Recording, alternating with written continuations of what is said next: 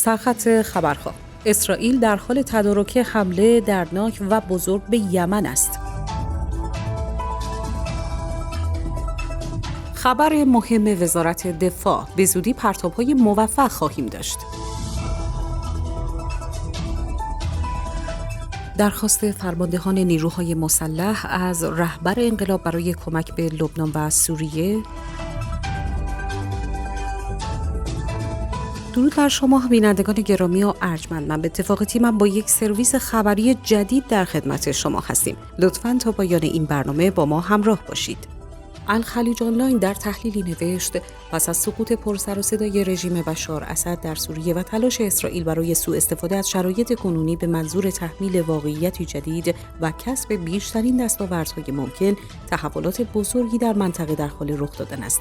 به گزارش همشهری آنلاین، ابراهیم شاکر با اشاره به این موضوع در الخلیج آنلاین نوشت: بر اساس گزارش سازمان رادیو و تلویزیون ارتش صهیونیستی، در حالی که جهان درگیر پیامدهای سقوط اسد و ساماندهی اوضاع در سوریه است، اسرائیل به دنبال حمله به حوثی‌های یمن در واکنش به ادامه حملات آنها به اراضی اشغالی است. طی چند روز گذشته انصارالله یمن از انجام حملات متعدد با هدف قرار دادن سایت‌هایی در داخل سرزمین‌های اشغالی خبر داده است و بدین ترتیب پس از حزب الله به مهمترین تهدید برای اسرائیل تبدیل شده است. اکنون اما این سوال مطرح می‌شود که آیا ارتش اشغالگر عملیات گسترده‌ای را در یمن آغاز خواهد کرد؟ بر اساس اعلام سازمان رادیو و تلویزیون ارتش صهیونیستی، ارتش اشغالگر در حال بررسی ارسال پیام دردناکتری به حوثی‌ها به دلیل ادامه موشک‌پرانی و پهپادپرانی آنها به سمت سرزمین‌های اشغالی است.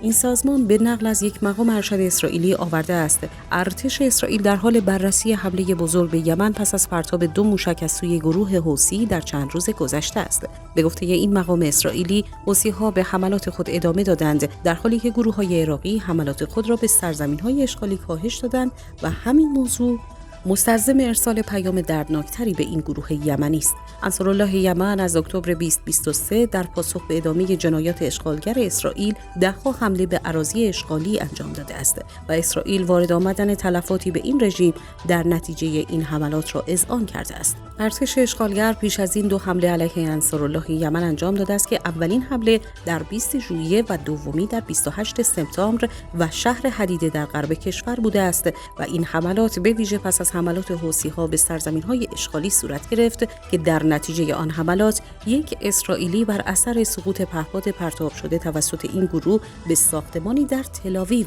به هلاکت رسید. خبر مهم وزارت دفاع: به زودی پرتاب‌های موفق خواهیم داشت. سخنگوی فضایی وزارت دفاع اعلام کرد ماهواره بر سیمرغ به توان حمل 500 کیلوگرم محموله ارتقا می‌یابد. به زودی پرتاب‌های موفق دیگری خواهیم داشت. به گزارش اقتصاد نیوز به نقل از ایسنا، احمد حسینی مونس در حاشیه 12مین نمایشگاه صنعت هوایی و فضایی کیش اظهار کرد فناوری فضایی امروز به یکی از ارکان اساسی زندگی بشر تبدیل شده است و بدون آن بسیاری از جنبه‌های زندگی مدرن دچار اختلال خواهد شد. حسینی مونس با اشاره به تأثیر این فناوری در حوزه‌های نظیر ناوبری، هواشناسی، کشاورزی، ارتباطات مخابراتی و اینترنت باریک و پهن‌باند گفت استقلال در صنعت فضایی برای هر کشوری امری حیاتی است و نقش مهمی در توسعه صنعت هوایی نیز ایفا می‌کند. وی با اشاره به پرتاب موفق ماهواره بر سیمرغ تاکید کرد این پرتاب نقطه عطفی در تاریخ فضایی کشور بود و توانست رکورد سنگین‌ترین محموله فضایی را بشکند. این محموله شامل یک بلوک انتقال مداری، یک ماهواره و یک محموله تحقیقاتی بود که همگی با موفقیت در مدار قرار گرفتند. درخواست فرماندهان نیروهای مسلح از رهبر انقلاب برای کمک به لبنان و سوریه.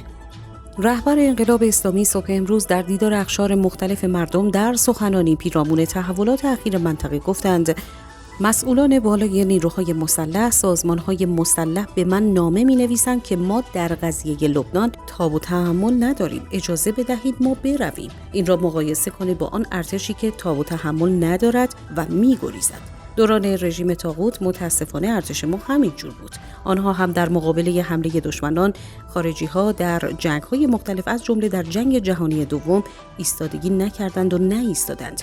دشمن آمد تا خود تهران را گرفت آن روز. ایستادگی نکردند. وقتی ایستادگی هم نمی‌کنند نتیجه این می‌شود. بایستی مقاومت کرد. ما در همین شرایط دشوار هم آماده بودیم. اینجا به من آمدن گفتن که همه امکاناتی که برای سوری‌ها امروز لازم است ما آماده کرده ایم. آماده ایم که برویم. آسمان ها بسته بود، زمین بسته بود. رژیم صهیونیستی و آمریکا هم آسمان سوریه را بستند، هم راههای زمینی را بستند و این موضوع امکان نداشت. اینجوری است قضایا. انگیزه ها اگر چنانچه در داخل آن کشور به حال خود باقی میماند و می توانستند در مقابل دشمن بایستند یا حرفی داشته باشند، دشمن آسمانشان را هم نمی توانست ببندد، راه زمینی را هم نمی توانست ببندد. میشد در آن صورت بهشان کمک کرد. از همراهی صمیمانه شما عزیزان بسیار سپاسگزاریم. بدرود.